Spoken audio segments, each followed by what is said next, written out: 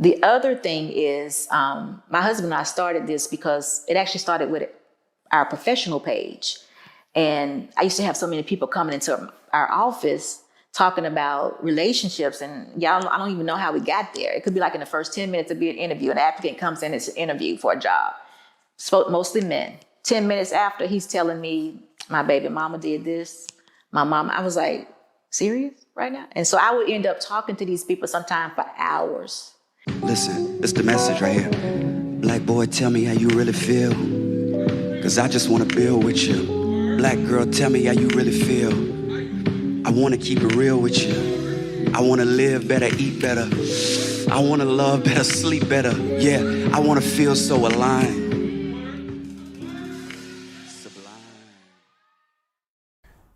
Kevin Samuels. Isn't he lovely? What do you think? What do you hear? What do you feel when you hear the name? What do you think about? I call people's work their ministry. What do you think about Kevin Samuels' ministry? I think it's lovely. I think the fact that he's empowering men to be better, I like that fact. I like the fact that he's really blunt with women, because we do need work. Why the women listen, I don't know. I mean, I'm amazed that they do listen, but I'm glad they're hearing them. I mean, I'm glad that they're having the conversation. You said they do listen or they don't listen? I think they listen. They call in. That's the first step of listening, whether they're agreeing or not, because he's holding them accountable. You know, you have women that call in, they have 3 kids, and they think they need to have the 6-figure man. That's not going to happen. And if he's telling them that, then what's wrong with that? I think that's a good thing. He has that brutal honesty from uncle that needs to be had, because maybe dad is not there, or whatever the situation. Now, I do think sometimes he makes them think things that are not correct. Like, you know, you got 3 kids. He got to make $350,000 a year. I don't think that's true. I don't think that's true. But that's just, you know, that's a part of the show. I get it. But I think the fact that he's empowering men, the only problem that I have with him, if I had any, which I don't because I'm married, you know, but is that, and it's not his fault, he has a message that he's putting out there and everybody hears it, but it doesn't apply to everybody. And I think that's the problem that we have, or that I have. Because you have average men or even broke men thinking that they can tell a certain woman this, and this. I'm like, oh, you need to be a 6 or 7 or 8. He could be broke. And he's still quoting Kevin Samuels. And I'm thinking, I don't think Kevin was talking about you. But okay, I hear you, you know. So that's the thing. And that's not his fault. You know, he has a very big platform and everybody hears it and men embrace it. Because sometimes men need someone to follow and that's what they do. But it's just not for everybody. But he stresses that it's for high value. High value men are the ones that have options. But I think all men think that they have those types of options. And I don't think that's the case all the time. I think there's a bit of sarcasm with the lower earning men, because the clip that made him go viral was the dialog clip. The lady who called in, it was like, I make 6 figures now and I'm finding I can't respect men who don't make as much as I make. So how do I get a 6-figure man? And he kind of ran her down the list of the things that men of that caliber value. Like, she was a single mother, she wasn't that attractive, and things like that. So I think the broke guys are saying, we're on the same level, but because you make more than me, you think you're not, because you think we value what you value. And now it's like, okay, since this woman who's a 5 thinks she deserves a 10 caliber man, since I'm a 5 caliber man, I'm going to tell her that I deserve a 10 caliber woman, because you're not going to keep looking down on me. So, like, do you think that's the case, that women who are actually looking down on the men they qualifying? It's hard for me to qualify people that way, because if you have not met the qualification of being a man and a leader, none of that really matters. Because I think you can, I guess, externally be a 5, but if you're not a leader, then you're still a 0, because you still can't lead that woman. You still can't be the head of that house. So I think that's still what's most important. But yeah, that part I really don't get, because I mean, if you really get to it, you can see many men that may be a 3 And they have 6-figure women or whatever. They have whatever woman they want because they're leaders. And again, they're kicking in the door. They're doing what they're supposed to do because it's real sexy to be in power. Power is, for me, I think power is more, I'm not going to say it. Don't even worry about it. It's Sunday. Power and access is more important than actual money because money can come and go. Now, some would say you can't have one without the other, but you can have it and then you can lose it and you still have it. You know, the lack of money doesn't take your power away. It's just that you can be in between blessings, building yourself up. I mean, there's been many people who have, all these fake scamming people. I hate to use that, but there have been a lot of people who seem to be very powerful and have no money. But we have the perception of them being power is what we accepted, but they really are not powerful. If it's money driven, I should say. And all these scams, when I say scams, I'm talking about white collar scams. Some of those people they didn't have any money, but everybody knew them. Their name was buzzing. And we thought, oh yeah, go talk to him. He has a lot of money. And a lot of people invested in it, but he didn't have any money or they didn't have money. So the power of it all was what everybody liked and invested in. So I would rather a person have power. Access is money. Money gives you access. Access is good, but I want the power and authority. And that's not something that necessarily comes with money. And I think that's part of what I appreciate about Kevin Samuels. Like, men know, so I grew up, I played football in high school. And I could come on the field and I could proclaim that I'm the fastest guy on this football team. Mm-hmm. But I had to line up and prove it, right? And I think what I appreciate about him, he's putting metrics on these things. If you think you're a high value man, do you make this amount of money? Right. Do you have this type of network? Do you inspire this number of people, whatever the case may be? What are the metrics that women should use to evaluate themselves? And not as human beings, because we're all valuable, right? We're all beautiful in God's eyes. But in the marketplace, how should women, from your point of view, evaluate themselves accurately, properly, whatever? Ooh, that's a hard question because I haven't been on the market in a very long time. But I think they need to evaluate themselves based on what they've accomplished, who they are, whatever negativity they might have, if it's a child or what have you, a first marriage, whatever, any kind of trauma. They either need to deal with it and they need to be whole. I think women should always come into relationships whole as far as marriage relationships. And they just need to be honest with themselves about it. Because we're not going to look in the mirror and be like, oh, I'm a 3. That's not going to happen. We're going to be 10s. I mean, who looks in the mirror and be like, oh, I need some improvement? They're not many women going to do that. But if they do, they should be honest with themselves. But as far as giving themselves numbers, I don't think any woman is going to do that. But I do think that they should be honest with themselves about what needs to be improved upon. If you fat, I got to exercise. If you're bigger than what you want to be, I need to exercise. I need to change my diet. And I do think women do this, though. But if it's good enough, I don't know. But I don't think it should be catering to what they think a man should want. I think they should do it for themselves first. I don't think it should be for a man. Because, see, we have to have confidence to get the man also. A woman that lacks confidence is not getting a man, I don't think. And he's the ruler of his household. So why do we take away from him because he's not making 250,000 miles a year? What's wrong with that? What's wrong with his power? It may not be, he may not be moving the earth, but he's taking his family from one place to another. And I think that needs to be recognized. Because everybody can't be the same. Everybody can't be 6 figures plus. So is this man powerless because he doesn't make it? No. So that's what I mean by that. Access comes with money, but power, that's a man. That's just, and I prefer that. That's just what I mean by that.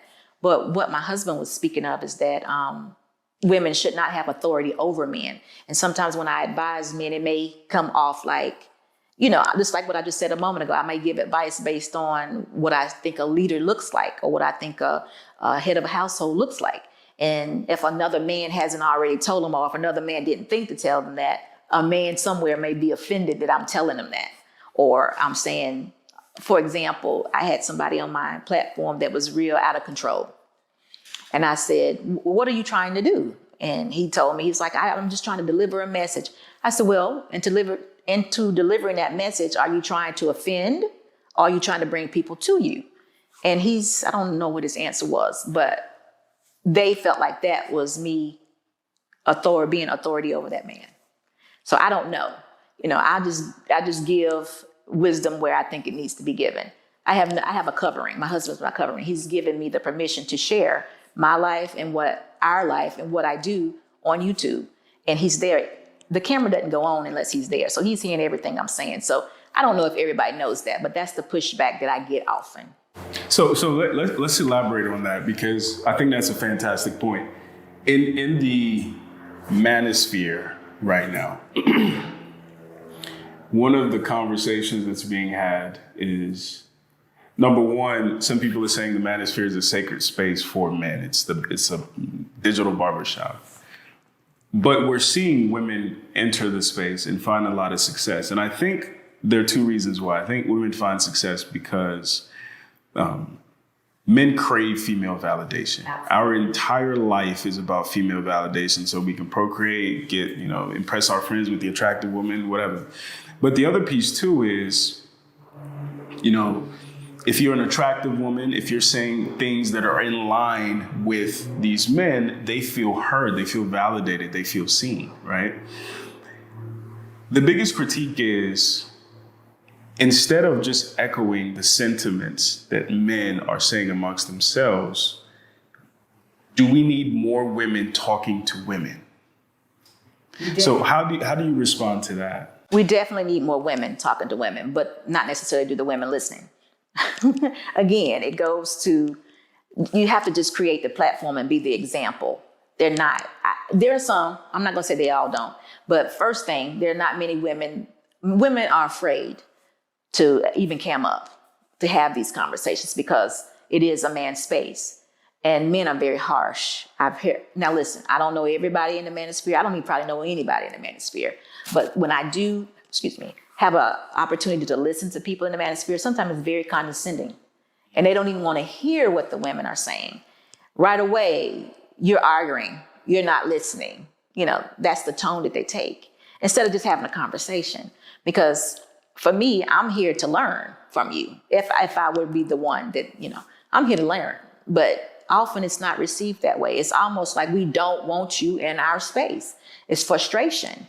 And if that's what it is, you're not going to get women to cam up, because it's going to be very embarrassing to them. And they're going to fear that if they say the wrong thing, the men are going to jump all over them. And, again, I'm wondering how Kevin gets so many women to actually cam up and tell their stories, because women, and I'm going to say ladies are afraid. Women who may be in some form of delusion, they might do it. But ladies who are modest, who are meek, who are just trying to get information and don't have all the answers, they're not going to cam up. They're going to just kind of listen in from the background and get bits and pieces from what they can understand. And they'll come to me. I have not a lot, still not a lot, but I have a few younger women that are coming saying, I'm taking notes, security boss, tell me about this, tell me about that. Because they do want to be wives. They do want to be married. They do want that life, but they're not talking loud. They're not kicking down any doors. They sitting in the background like, nope, I'm not going to say it, because they're a little bit, a little anxious to say something. They will not cam up. So I actually have an opposite critique. I think there should be more women who found success in these things in this space. Currently, the women in this space they're not walking the talk. So why do you think that is? And I want you to talk more about your platform and what made you convicted to even start doing this in the first place? Well, going back to the initial question, you're not going to find it, because happy married couples are not on YouTube. They're out somewhere enjoying themselves. That's why you're not going to find it. But since I am here, I have men and women come in all the time. Security boss, 19 years. Security boss, 25 years. So there are a lot of married folks out here that are happily married, but it's no representation of it because it's not on YouTube. It's not on social media. So you're not going to find it, but they're out there.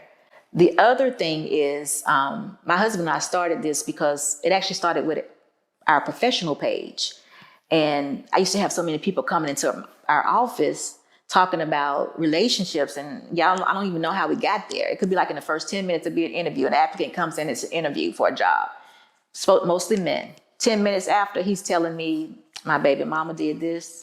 My mama, I was like, serious right now? And so I would end up talking to these people sometimes for hours. And my husband was like, you know what? We got to get this on video. This is just not real. So we did that, but it was a professional page and I had a lot of things going on that page and was like, you can't do this. So we separated it in September. It got lost. And in September of last year, we started Unsolicited. So I've only been doing Unsolicited a short period of time, although I've been doing this in my life. But Unsolicited only started about 6 months ago. So that's why. And it's because I want to help people. I advocate for men.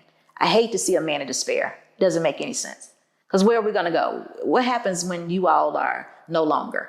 Or you have alternative lifestyles, you're in jail, or there are no more brown babies? What happens to us? It's like a lawless society. Nobody gets to come in my house and take anything from me. So we got to make sure that we're strong enough to go on into these next generations. But if nobody sees it like that, and people are men divesting, men are going to other countries, whatever, or, there are no more babies. I don't like the way that sounds to me.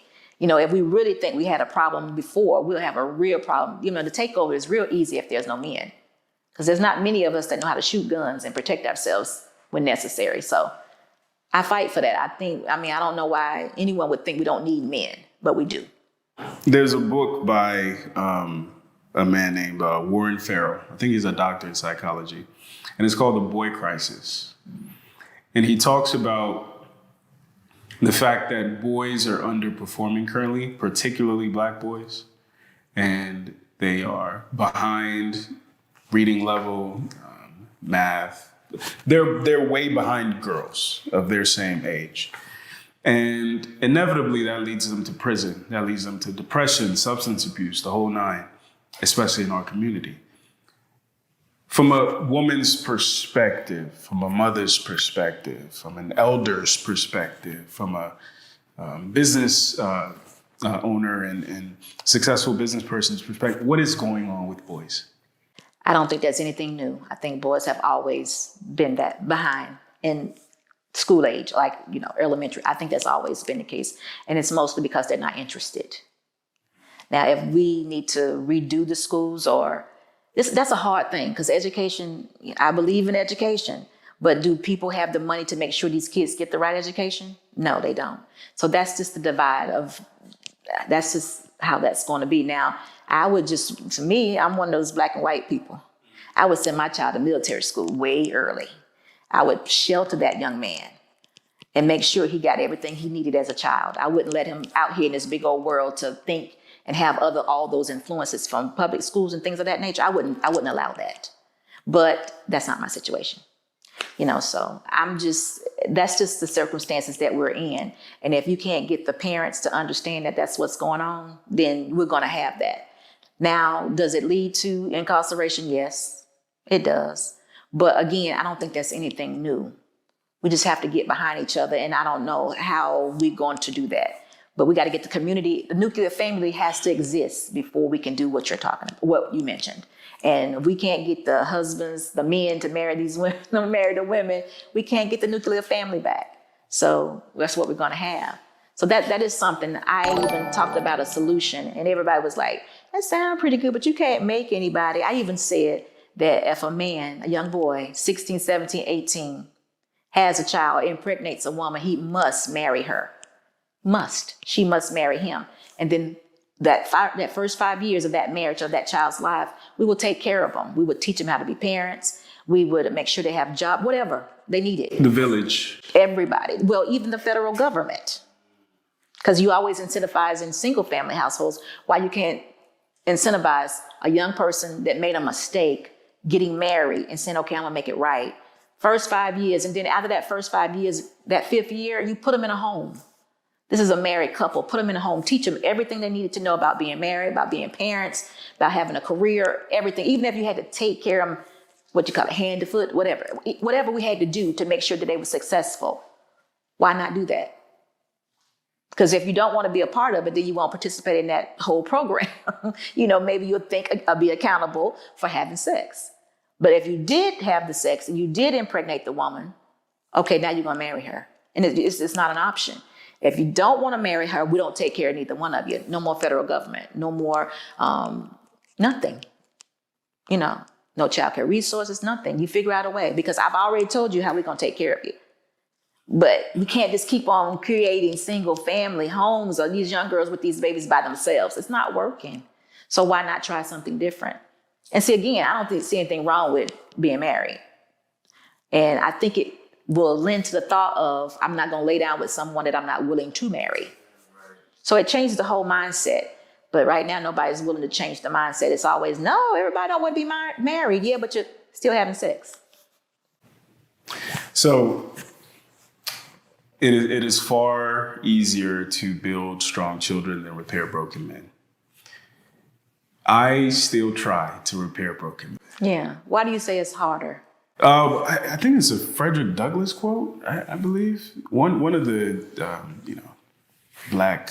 I think I'm envisioning a broken man that wants to change, though. And that was my question. How do you view rehabilitation? So for the people who are 30s, 40s, 50s, they've screwed their lives up. How do you approach, whether you're an advisor to them or they're just watching this video, what would you suggest people in that, women as well, do? Well, how do you start your path your life on a better path? You first have to be accountable for whatever it is that you did wrong, those mistakes. Once you account for those mistakes, that mindset can stop right then. Because now you said, oh, now I honestly know what I did. Now I know, I'm an adult now. I know what I did wrong. And you never have to do it again. Because the problem we have is we never account for what we do wrong. So we never crystal clear see what we did wrong. We still keep doing little bits and pieces of it, thinking that one day we're going to get it right, even though it was wrong. But when you can make a total account for what I did wrong, then you can change your mindset. And that's all it takes. I did a video on this where a woman, this was a made up scenario. A woman had 5 kids, different baby daddies. And I think she can recover. Everybody was like, no, she can't. I'm like, yes, she can, because she's taken herself off the market 5 times. 5 times. So now once that last one gets old enough that they can fend for themselves, she can, at that time, once she's accounted for what she's done, go back out there and get the man that's for her. But she first owes those years to those kids because that's what she did. Now, if she can admit to that, because it's got to be wisdom in saying I'm 5 kids by myself. It's got to be some nights you're sitting there and like, how did I get here? And all she got to do is say, you know what? I did it. It was me. Yeah, there was some men involved, but guess what? I didn't have to sleep with them. Guess what? They're here with me. Account for it, and she won't ever have to make that decision again, that mistake again. Oh, they ain't gonna call it a mistake, but she never have to do that again. But, I don't know. That takes a lot. That takes some growing up to do, right? But her mindset can change from that point on because she's like, no, I know how I got here. Unprotected sex. I'll never do that again. I am not even gonna have sex until I meet the man that I'm gonna marry. Whatever the situation may be, she can rectify it once she accounts for it. And I think a man can too. To close out, what is your overarching, like when you're old and people come to you for wisdom and for advice, what if there's one sentence, one phrase that you can leave people with, like what is your principle on life, on love, on however you want to go with? Everything is spiritual. That's what I say. Pay attention and just submit. I say this almost every day in some way. I say it. Now, my husband always tells me, you never speak in sentences. You just think people get it. I say, well, that's what he gives me, so I have to give them what he gives me. But everything is spiritual. See, we walk around thinking there's nothing by chance. Even you and I talking. This was designed for a reason, for somebody, for someday, whatever. And that's how I think. And I'm going to tell you something else crazy. I was sitting outside not too long ago, and I heard the trees talking. They really talk. So I'll give you something to look forward to. It's real. And if we can get that, then we'll realize that we don't have as much control as we think. And if you just submit to life and what it brings you, it can be very good. But we want to adapt so much to what's going on in the world. See, I acknowledge what the world has. I acknowledge, because I would be a fool not to. I acknowledge there's men and carrying guns and things of that nature. But I want to accept that for my life. There's something bigger for me. And I think when people realize that there's something bigger for them and we all have a purpose, then they'll be okay. But when we just walk around here, I'm doing it because they said, dude, this is what we're doing now. I'm like, I don't care. I don't care. This is because we're doing it. So that's what I would leave somebody with. It's bigger than just what we think. It's bigger than this world. So that's how I would leave it.